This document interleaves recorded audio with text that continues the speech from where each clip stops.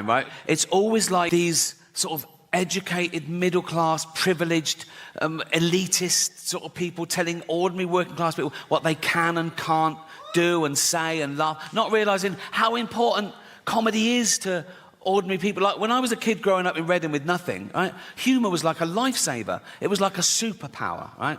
Not a real one like flight, but you know what I mean? It's like, you ask anyone their superpower, I reckon 7 out of 10 will say flight, and 3 will go super strength or something, right? Which is great. If you're a superhero, flying around, being super strong, great. But sooner or later, a super villain will go, look at that cunt. I'm gonna get him and murder him, right? My superpower, they wouldn't even know it was me. They wouldn't even know there was a superpower being used. And it would get you out of any situation. My superpower would be the ability to make anyone instantly shit themselves. Think of it. You're getting mugged at knife point. They go, give me your wallet. You just go, they go, fuck. Oh, fuck. Game over. It's game over.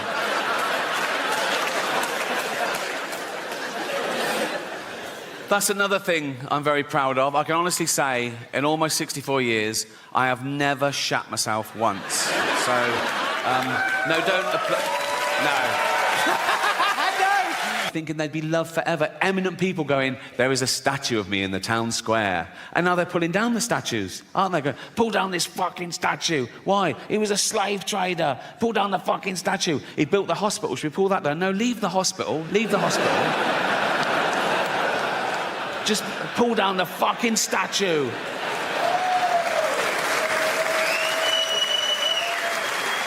Pull down the statue and dump it in the canal. He built the canal as well. It doesn't matter, just pull down the fucking statue.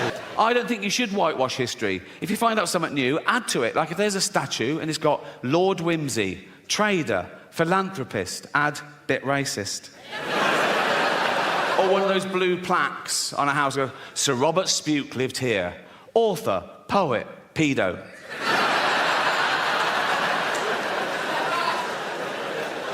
I think we live too long. That's why we have time to worry about all this. We're not meant to live with sapiens. We've been around as hominids for a few million years. And of course, along with every other life form that exists at the moment, we've been evolving for 3.5 billion years. Everything that exists at the moment all came from the same little blob of organic matter 3.5 billion years ago. That's why it annoys me when people say, oh yeah, humans, we're the most evolved. We're not the most evolved. We're no more evolved than the slug or the snail. People go, oh, come on, look at them. Yeah, they got it right early doors. Nature keeps testing them. Do you want eyes? No. Not really. No. I have noticed one thing about the slug and the snail. Let's not split hairs, let's be honest. The snail is basically a slug with a shell on it, isn't it, right? But if you pull the shell off the snail, it starts giving it all, oh, I'm dying, I'm dying. And the slug is like, welcome to the real world, cunt. You know what I mean? So yeah, we've been around for about 300,000 years. And for most of that time, we had the same life expectancy as every other wild ape, 35, 40, if you're lucky. You're born, you grow, you mate, you're playing with your kids, you get a cut, you go, oh, what's that, dead? Right? But now with antibiotics and medicine, we've pushed that forward. A child born today can expect to live to about 100. And scientists said soon that'll be 120. This is my second night in New York. I did a few gigs in Los Angeles, but a lot of those, we donated the money to the American Cancer Society. So this is better because I keep all the money. So, but we did raise thousands of dollars or hundreds of pounds, whichever way. What's it like being a third world country? Oh dear. I know what you're thinking straight away. Ricky Gervais, are you still doing stuff for charity? Shut up. No, don't. What? I do too much. No, I don't. What? How much did I raise for cancer alone last year? It doesn't matter. Why is it? What? Give us a ballpark figure. Millions. Millions. And they are welcome to it. But I will say this, if I ever get cancer myself, I'm going to walk into the nearest hospital and go, right, I paid for that machine. Get that little bald fucker off it. Talking of little bald fuckers, I did the teenage cancer gig last year. What? At the Royal Albert Hall. I did it before. I did it in 2006, but they called again last year. We're still ill. Okay, man. You lasted. No, it's a great gig, and the teenagers with cancer getting free and everything. That's the sort of guy I am. And they sit in the front row. Oh, lucky little. And they get to come backstage afterwards and meet me. What a treat that is for them. So much better than going to Disney World, where the rides can make you sick if you're in that state. So meeting me, it's thumbs up. So, and I was doing the gig this last time, and I looked down and I recognised one of them. I thought, oh yeah, he came backstage 2 years ago. He was telling me about his illness, and I signed some stuff for him, and he said, oh, he just turned 18 and how hard it was. And I was thinking, well, that was 2 years ago. So now he must be 20. So how the fuck is he still a teenager? Lying little shit. He wasn't lying about the cancer. He was riddled with it. It hurt him to laugh, but he shouldn't.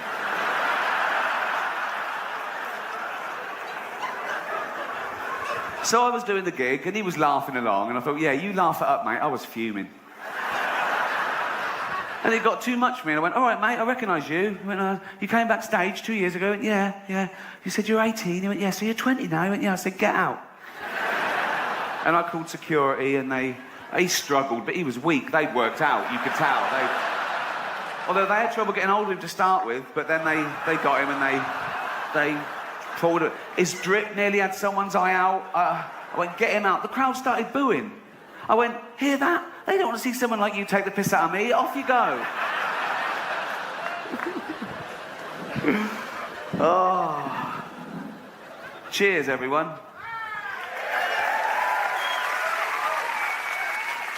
That's a big can, isn't it? I'm not showing off. I want you to know that is a big can, and I'm not a dwarf. Oh. I did a big charity gig last year for autism. And like most people, my only experience of autism until recently was Dustin Hoffman's brilliant portrayal in Rain Man. But I've just got this new house in London, and the neighbours were coming round and going, oh, yeah, hi, poking their noses in, basically. But I thought, you know, I'd be nice to them for now. When I get a big gate, they can fuck off. One couple, they've got an autistic son. And the mother was talking to me and said, oh, this is Douglas, he's 17, and he never goes out because he hasn't got any friends. So I thought, right, okay, this is where I can show him that, you know, I'm a rich, handsome man off the telly, but I've also got a heart of gold. And I said, oh, I'll take him out. And I went, really? I went, yeah. So I went back on the Saturday, true, and she said, oh, he loves the zoo. And the zoo's only about a mile from my new house in Hampstead I live.